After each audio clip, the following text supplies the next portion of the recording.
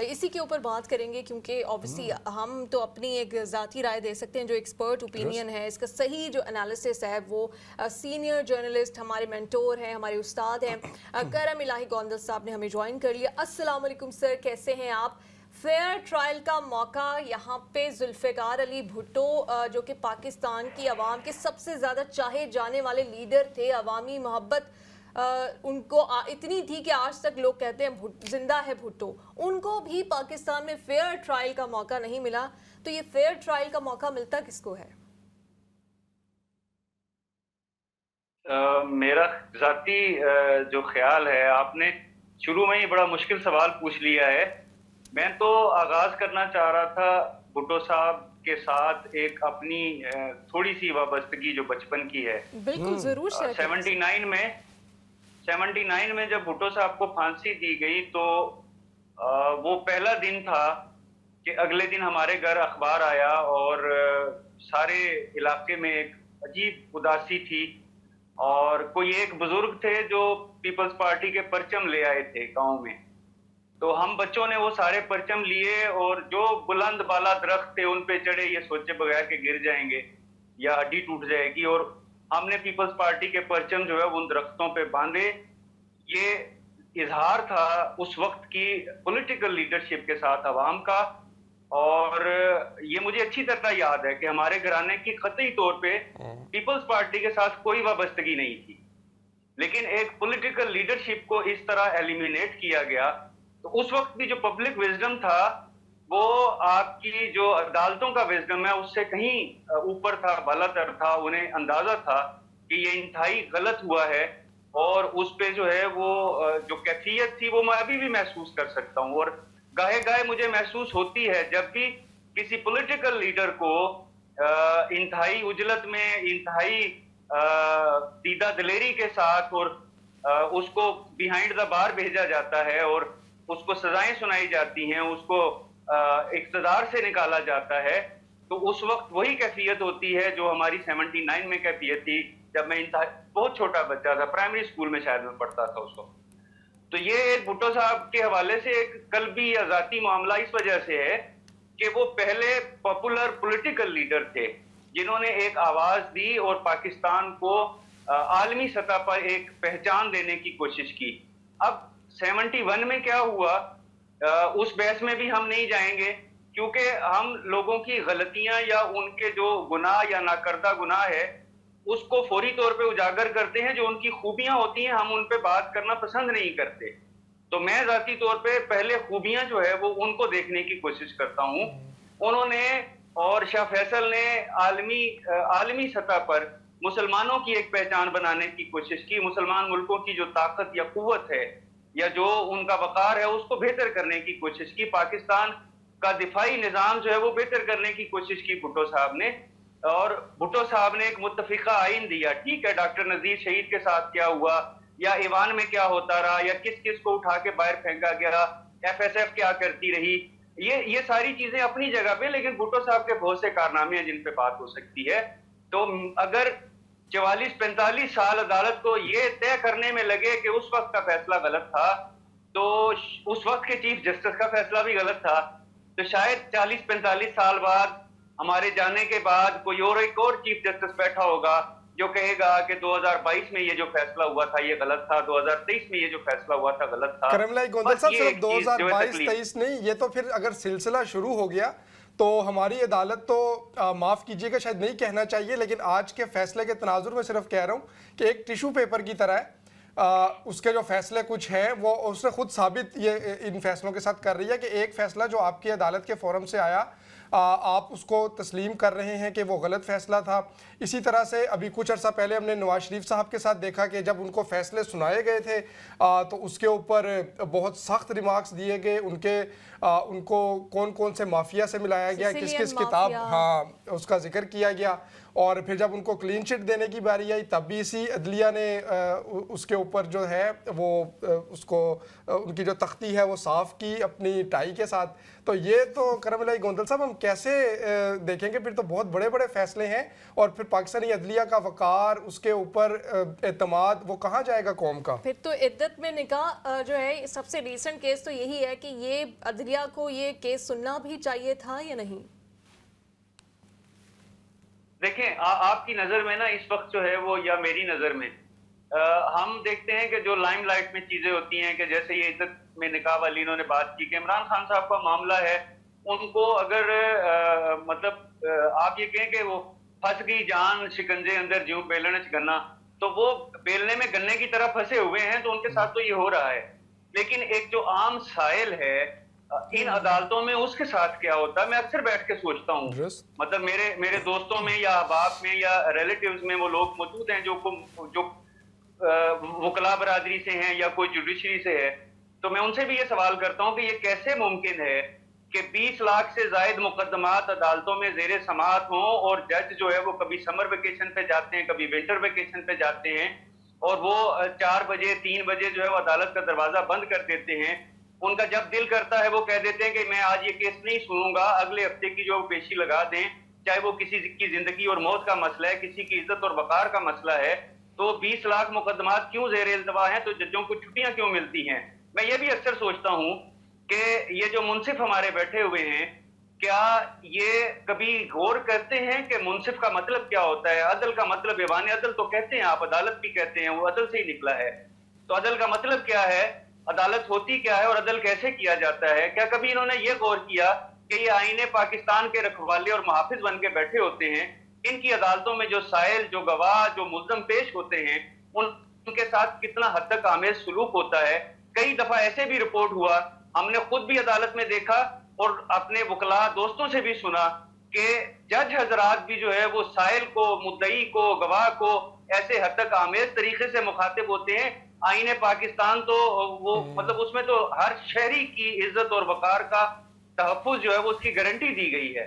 तो अदालती निजाम तो आप इसकी बात ही ना करें। हमारा अदालती निजाम 2 चीजों पे चलता है। एक ये है कि जो जाबिर और आमिर आएगा, उसका जो भी इक़दाम होगा, चाहे उसने कुछ भी किया, उसको लेजिटिमेसी पूरी तौर पर देनी है, कितनी जल्दी फराहम करनी है। और जिस भी पॉलिटिकल लीडरशिप को जवाल आ रहा है या जिसको शिकंजे में जकड़ा जा रहा है, तो उसको जल्दी से जल्दी सजाएं सुनाकर अपनी गुलू खलासी कैसे करानी है। और या फिर अब हमने रिसेंटली एक मिसाल और देखी, मुझे आपको किसी आम शहरी को अगर फॉर एग्जांपल उसे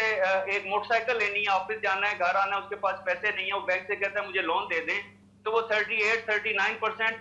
मार्कअप पे उसे लोन मिलता है 1 लाख 2 लाख रुपए। और अगर जज साहिबान जो 10 लाख महाना ले रहे होते हैं, उन्हें करोड़ों रुपए बगैर सूद के कर्ज दे दिया जाता है तवील साथ, जब तक मर्जी आप देते रहिए। तो ये असल में पर्क्स एंड प्रिविलेजेस और वो इस तरह का एक बन गया है, और प्रोटोकॉल का बन गया। जज इसलिए बनना है कि हमें प्रोटोकॉल मिलेगा, जज इसलिए बना है कि मुआशरे में हमारा जो है ना एक वकार होगा, मुकाम और मर्तबा होगा। इसके अलावा कुछ भी नहीं है, ना अदल है, ना इंसाफ है। और ये 44 साल बाद नीलम ने बात की कि बड़ी खुशाइंद बात है या एक अच्छी खबर है। मैं तो कहता हूँ नोहा पढ़ने का मुकाम है। इन 44 साल में 2 दर्जन से जायद चीफ जस्टिस जो है वो इस मसनद पे बैठ के घर चले गए। उन्होंने क्यों फाइलें नहीं खंगाली? इस गलती को पहले क्यों दुरुस्त नहीं किया है? पाकिस्तान के अवाम के वोटों से मुंतखब। मैं आपसे ये भी जानना चाहूंगी कि ये फैसला अभी जो आया है, अभी मौजूदा हालात में ये फैसला आने की इजाजत कैसे मिली होगी? सॉरी, मुझे ये लफ्ज कहना पड़ रहा है कि ये फैसला जो है जाने अनजाने में पाकिस्तान तहरीक इंसाफ को किसी हद तक एक सपोर्ट दे रहा है, मॉरल सपोर्ट दे रहा है। पीपल्स पार्टी को तो दे ही रहा है कुछ क्लोजर, लेकिन पीटीआई को भी सब। तो ये आने की ऐसे माहौल में इजाज़त कैसे दी गई जब आवाम ऑलरेडी भरे बैठे हैं कि ये हमारे वजीर आज़मों के साथ आप क्या करते हैं? कैसी मोरल सपोर्ट दे रहा है पीटीआई को कि 44 साल बाद, मैंने अर्ज किया ना कि वो उम्मीद रखें कि 40-42 साल बाद कोई चीफ जस्टिस बैठेगा और वो बताएगा कि 2 दिन के अंदर आपने 21 गवाहों के बयानात कैसे रिकॉर्ड किए और उन पे कैसे जिरा कर ली, और डिफेंस काउंसिल जो है वो कैसे रियासत ने एकदम मुकर्रर कर दिया। तो ये 40 साल इंतजार करें, ये उम्मीद इनको दी जा रही है। ऐसा कतई भी नहीं है। आप ये देखें, मतलब आप दूसरी तरफ भी तो देखें ना, इन्हीं अदालतों में जनरल मुशर्रफ का जो है वो केस गया था। ایک جج صاحب کے اللہ پاک ان کے درجات بھی بلند کرے یا ان کے لیے بہت آسانیاں فراہم کرے، جنہوں نے کہا کہ اس کو پھانسی پہ لٹکائیں، اور اگر یہ مر جاتے تو اس کو قبر سے نکال کے جو ہے وہ پھانسی پہ لٹکائیں۔ تو اس جج کا فیصلہ اٹھا کے پھینک دیا گیا، لاہور ہائی کورٹ نے کچھ اور فیصلہ کیا، یہی سپریم کورٹ میں وہ معاملہ گیا تو سپریم کورٹ نے اس پہ کتنا کوئی سخت فیصلہ سنایا ہے، یا جنہوں نے وہ فیصلہ جو ہے وہ کالعدم قرار دیا تو ان کے خلاف کیا ایکشن لیا ہے کہ آپ کی ڈومین نہیں تھی، آپ نے کیسے جو ہے وہ ایک خصوصی عدالت کا فیصلہ جو ہے وہ نل اینڈ وائڈ کر دیا۔ تو ان کے حوالے سے تو ان کا رویہ بڑا نرم ہوتا ہے، بڑا رعایت والا ہوتا ہے، وہاں تو وہ کہتے ہیں کہ نام بھی آپ نے نہیں لینا ہے، ان کا ذکر بھی نہیں کرنا ہے، اور ان کے جو چہیتے ہیں ان کا بھی ذکر نہیں کرنا ہے کہ الیکشن کمیشن جو ہے آئینی ادارہ ہے اور اس پہ ہم آنچ نہیں آنے دیں گے، وہ جو مرضی کرتے رہیں، وہ آئین کی پامالی کرتے رہیں، 14 دن میں آپ نے دینے تھے فارم 45، آپ جو جاری کریں، آپ اس میں جو مرضی کرتے رہیں، ایک ایک حلقے کے 3 دفعہ رزلٹ دیں، لیکن وہ آئینی ادارہ ہے کیونکہ وہ کسی کا چہیتا ہے اس وقت، ان کے لیے جو ہے یا ان کے مفاد میں یا ان کے معاملات بہتر بنانے میں یا ان کا جو بھی ٹارگٹ ہے اس کے مطابق چل رہا ہے۔ تو آپ امید مت دلائیے عدالتوں سے۔ نہیں کرم صاحب، امید لیکن عوام میں تو پیدا ہو رہی ہے نا، اگر آپ اس کو امید کا نام دیں یا اس کو آپ تشکیک کا نام دیں، کہ جو آج کی عدالتیں جو فیصلے کر رہی ہیں یہ بھی یقینی طور پہ کہیں اور سے لکھ کے آ رہے ہیں، جس طرح سے آپ نے خود کہا کہ اتنی جلدی 21 گواہوں کے جو ہے وہ بیان لے لیے گئے، یا باقی بھی جتنے کیسز ہم دیکھ رہے ہیں خاص طور پہ عمران خان صاحب کے معاملے میں، ہاں آپ نے ایک ہی دن میں بس ایسے لگ رہا تھا، اور وہ عمران خان صاحب نے بھی کہا کہ میرے سے زیادہ جلدی تو آپ کو لگ رہی ہے کہ میں آپ فیصلہ سنا دیں اور مجھے پتا ہے کہ فیصلہ کیا ہوگا۔ تو کم از کم یہ لوگ کھل کے بات کرنے کے قابل تو ہو گئے ہیں، پہلے اخبارات میں ہو رہی تھی، میڈیا میں، کہ کچھ حلقوں میں، سوشل میڈیا میں، اب تو عدالت نے خود ایک کیس عوام کے ہاتھ میں دے دیا ہے کہ جی ہم سے غلط فیصلے ہوتے ہیں، اور اس سے عوام یقینی طور پہ یہ نتیجہ نکال سکتا ہے کہ آج بھی پھر غلط فیصلے ہی ہو رہے ہوں گے۔ دیکھیں گفتگو جو ہوتی ہے نا وہ اس کا کوئی نتیجہ تب نکلتا ہے جب وہ گفتگو کسی اوپن فورم پہ ہو اور وہ اس کا موقع فراہم کیا جائے۔ مجھے یہ بتائیں کہ اگر آج کے فیصلے نے موقع دے دیا ہے عوام کو بات کرنے کا، عوام کہاں بات کریں گے؟ پاکستان کے کسی میڈیا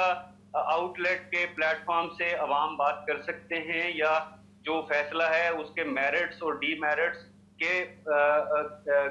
ڈی میرٹس پر کوئی بات ہو سکتی ہے، کھل کر کوئی بات ہو سکتی ہے؟ کیا جو ہے وہ سوشل میڈیا پاکستان میں اس پہ کوئی بات ہو سکتی ہے؟ اگر اس پہ بات کرنی ہوگی تو کوئی پتہ نہیں ہے کہ کب وہ سوئچ آن ہوگا، کب وہ سوئچ آف ہوگا، اور کب آپ کی کون سی بات پکڑ لی جائے اور ایف آئی اے کا کوئی افسر آپ کے خلاف رپورٹ درج کر کے آپ کو اٹھا کے لے جائے۔ تو بات تو ہو ہی نہیں سکتی ہے۔ میں جو عرض کر رہا ہوں وہ یہ ہے کہ یہ صرف اتنا ہے کہ جو میرے اور آپ کے ذہن میں تھا، جو ہم نے پڑھا، جو سمجھا، اور جو ہماری تھوڑی بہت وزڈم ہے، اس نے جو کنکلوڈ کیا کہ بھٹو صاحب کے ساتھ زیادتی ہوئی تھی، آج صرف انہوں نے یہ تسلیم کر لیا کہ ہاں زیادتی ہوئی تھی۔ لیکن جنہوں نے زیادتی کی ایک شخص کی جان لے لی آپ نے، جو پورے پاکستان کے عوام کا جو ہے وہ اس وقت چہیتا اور پاپولر لیڈر تھا، اس کی آپ نے جان لی ہے، تو جو اس میں ملوث تھے ان کے ساتھ کیا ہوگا؟ انصاف تو یہ ہوتا ہے۔ میں نے جو پہلے عرض کیا نا کہ عدالت کا لفظ تو یہ استعمال کرتے ہیں اور انصاف کا بھی لفظ استعمال کرتے ہیں۔ عدالت یعنی عدل اور انصاف تو یہ تھا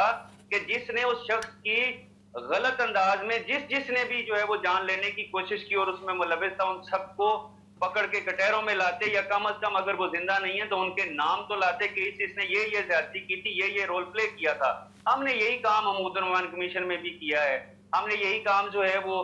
نواز شریف کے کیس میں بھی کیا ہے، ہم نے یہی کام اب عمران خان کے کیس میں کیا ہے۔ تو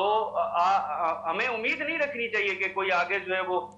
مثالیں ملیں گی ہمیں ہماری عدالتوں سے۔ آج بھی صرف ایک ہی مثال صادق آتی ہے کہ دادا جو ہے وہ 3 مرلے کے لیے کیس دائر کرتا ہے اور پوتا جو ہے وہ اس کی پیشیاں بھگت رہا ہوتا ہے۔ ہماری عدالتوں میں آج بھی یقین کرے یہی مناظر ہے۔ کرم الہی گوندل صاحب، آپ کچھ موجودہ حالات کی بات کر لیتے ہیں۔ فارم 45 کی آپ نے بات کی، اب مکمل ہو گئے فارم 45، اس میں جو رد و بدل کرنے تھے اس لیے اپلوڈ کیے جا رہے ہیں، پھر ڈیلیٹ کیے جا رہے ہیں، کیا سٹیٹس ہے؟ اور اس کے اوپر بھی کوئی عدالت دیکھ رہی ہے؟ کوئی از خود نوٹس ہو سکتا ہے؟ کوئی کسی جج صاحب کا ضمیر جو ہے وہ ملامت نہیں کر رہا کہ اتنا بڑا انتخاب ہوا ہے اور یہ ریپ اپ ہی نہیں ہونے میں آ رہا؟ دیکھیں آپ کے کسی پروگرام میں نے کہا تھا کہ یہ الیکشن نہیں ہونا ہے، ووٹنگ کی یا پولنگ کی رسم ادا کی جائے گی، طے تو پہلے ہو چکا ہے کہ ہم نے کیا کرنا ہے۔ اب جو دوسرے نمبر کی پارٹی جس طرح بھی انہوں نے بنائی اس کو پہلے نمبر کی پارٹی بنا دیا گیا نا، تو وہ سارے کردار جو ہے وہ ان کو پتا ہے کہ ہم نے کیا کیا جو ہے وہ اس میں پلے کرنا ہے اور کیسے پلے کرنا ہے۔ مجھے تو نا یقین کرے بعض اوقات میں سوچتا ہوں اور میری اپنی جتنی بھی وہ اسٹوڈنٹ لائف، اور آج بھی میں اسٹوڈنٹ ہوں، جو بھی پڑھتا ہوں یا سمجھنے کی کوشش کرتا ہوں، وہ سب ردی کی ٹوکری میں پھینکنے کا دل کرتا ہے کہ یہ کہتے ہیں ریاست، ریاستی ادارے، آئین، آئینی ادارے، آئینی ادارے، ریاست اور ریاستی ادارے، ان سب کی اکائی کیا ہے؟ اکائی تو ملک کے عوام ہیں، ایک ایک شہری اس کی اکائی ہے، جن کی بنیاد پہ ریاست ہے، جن کی بنیاد پہ ریاستی ادارے ہیں، جن کی خواہشات یا جن کی زندگیوں اور ان کے معاملات کے بارے میں آئین جو ہے وہ بتاتا ہے اور آئین بنایا جاتا ہے، انہوں نے ایک ورڈکٹ دیا تھا۔ یہ کسی کا سروے نہیں تھا، یہ کسی کی رائے نہیں تھی، یہ کوئی ملین مارچ نہیں تھا کہ وہ 10 لاکھ کی بجائے 10,000 بندے تھے اور انہوں نے کہا ملین مارچ ہے۔ لوگوں نے ورڈکٹ دیا، فیصلہ دیا اپنا کہ ہم اس ملک میں کیا چاہتے ہیں۔ تو کیا آپ نے یا ہم نے اس فیصلے کو تسلیم کیا؟ اگر نہیں کیا تو جو آئینی ادارے میں بیٹھے ہیں، جو اعلیٰ مقام ججز ہیں، ان کا یہ اولین فرض تھا کہ وہ اس کا نوٹس لیتے، وہ دوسرے تیسرے چوتھے دن کال اپ نوٹس بھیجتے کہ الیکشن کمیشن حاضر ہو، 6 سال میں ایک دفعہ آپ نے الیکشن کرانے تھے، آپ نے یہ کیا کیا ہے؟ آپ نے یہ کیا کیا ہے؟ آپ کے تو فرائض تھے، یہ آئینی فرائض تھے ان کے۔ اچھا ابھی جو ہے نا، مطلب یہ جو فارم 45 وغیرہ، مجھے اپنا پھر بچپن یاد آ گیا۔ اکثر اب بڑھاپے میں نا بچپن یاد آنا شروع ہو جاتا ہے، نہیں یہی کوئی 10-15 سال پہلے کی بات ہے۔ تو اچھا تو 10-15 سال پہلے تو آپ جو ہے وہ یونیورسٹی سے آئی تھی اور میں اس وقت بھی جو ہے وہ تھوڑے بہت سفید داڑھی تھی میری۔ خیر میں عرض یہ کہہ رہا تھا کہ مجھے نا پھر یہ سارا وہ میں سوچ رہا تھا تو مجھے اپنا بچپن یاد آ گیا کہ ہم گلی محلے میں کھیلتے تھے، جو ذرا تکھر قسم کا لڑکا ہوتا تھا، وہ جب میں آپ تھوڑا سا پنجابی کا لفظ استعمال تو وہ جب روند مارتا تھا اور ہم اسے کہتے تھے کہ یار یہ تم نے روند مارا ہے، تم نے جو بے ایمانی کی ہے، تو اسے نا اپنی طاقت کا غرور ہوتا تھا اور کہتا تھا ہاں میں ماریا روند، کر لے جو کرنی، تو سارے جو ہے نا وہ سیم کے پیچھے ہٹ جاتے تھے۔ تو الیکشن کمیشن نے آپ کو وہ فارم 45 جاری کر کے بتایا ہے کہ آپ کو ثبوت نہیں مل رہے تھے، ہم آپ کو ثبوت دیتے ہیں، اب آپ سے جو ہو سکتا ہے کر لیجیے، ہم بھی دیکھتے ہیں آپ کیا کر سکتے ہیں۔ کرم صاحب، اچھا کرم الہی گوندل صاحب، آج کل جو سیاست میں ہو رہا ہے ہم لوگ دیکھ بھی رہے ہیں، گزشتہ روز جو کور کمانڈر کانفرنس ہوئی اس کا اعلامیہ آیا، سب لوگوں نے اس کے اوپر بات کی۔ آج عمران خان صاحب کے حوالے سے بھی یہ بات سامنے آئی کہ انہوں نے جو اس میں سے مین سرخی نکلی تھی اس کانفرنس میں کہ 9 مئی کے جو ملزمان ہیں ان کو قرار واقعی سزا دینی چاہیے، تو عمران خان صاحب نے اس کی تائید کی۔ لیکن دوسری طرف جو مولانا فضل الرحمان ہے وہ کہہ رہے ہیں کہ اگر فوج سیاست میں مداخلت کرے گی تو کوئی کور کمانڈر کانفرنس کی جو قرارداد ہے وہ مجھے تنقید سے نہیں روک سکتی۔ تو یہ کیسے ہے کہ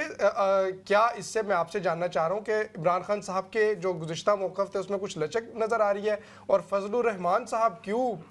تاحال بہت سخت موڈ میں نظر آ رہے ہیں؟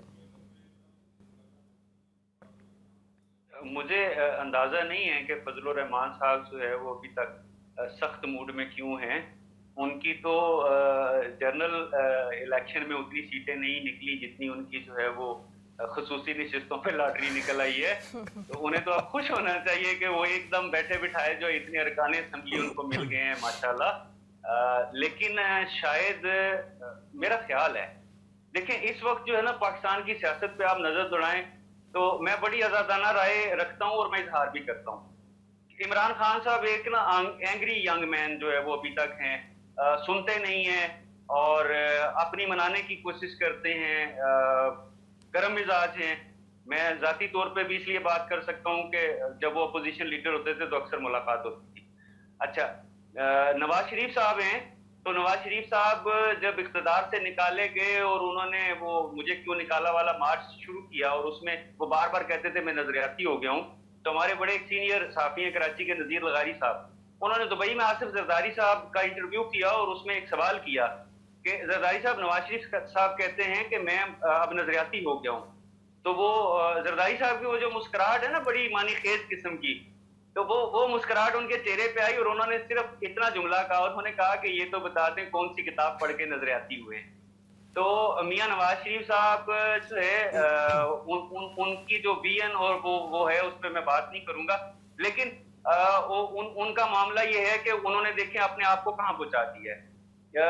एक वक्त था कि वो जो है ना खंबा वोट होता था, तारक पांडे इस लाहौर से वो जीते थे और उनको कोई जानता भी नहीं था, लोग कहते थे खंबा वोट, जिस तरह इस दफा इमरान खान के साथ हुआ है। और अब ये आलम हो गया कि कोई पूछता भी नहीं, मीर खार जो है वो फिरते हैं। अच्छा, मैं ये कह रहा था कि पाकिस्तान की सियासत में मुझे दो सिर्फ लोग नजर आते हैं। एक आसिफ जरदारी साहब हैं, बहुत दूर अंदेश हैं और मामलात को वो जो होती है ना वो चेस बोर्ड, उसकी तरह वो अपनी सियासत चलाते हैं। दूसरे जो सबसे जीरक मैं कहता हूँ, आप मतलब सो इख्तलाफ कीजिए कि वो कैसे दलाइल देते हैं और कैसे मजहब और पॉलिटिक्स को मिक्स करते हैं, जो भी है, लेकिन इंतहाई जो जीरक इंसान है वो मौलाना फजलुर रहमान है। तो अगर वो अभी भी सख्त उस पे मौकफ पे हैं तो मेरा जाती ख्याल है कि उन्हें शायद ये आगे समझ आ रही है कि उन्हें अब वो स्टांस लेना है जो पॉपुलर स्टांस है और जो उनकी नजर में जो है वो राइट स्टांस है। तो वो शायद उस पे अभी जो है वो चलते रहेंगे, क्योंकि ये 2 दफा जो है वो सारे सरबराह गए, उसके बावजूद वो उन्होंने इकरार नहीं किया कि मैं आपका साथ दूंगा। इसका मतलब उन्हें जल्दी इलेक्शन होते हुए दिखाई दे रहे हैं। बहुत शुक्रिया करीमुल्लाह गोंदल साहब, आपने वक्त दिया और बहुत सारे इश्यूज के ऊपर बात की और हमें समझाया।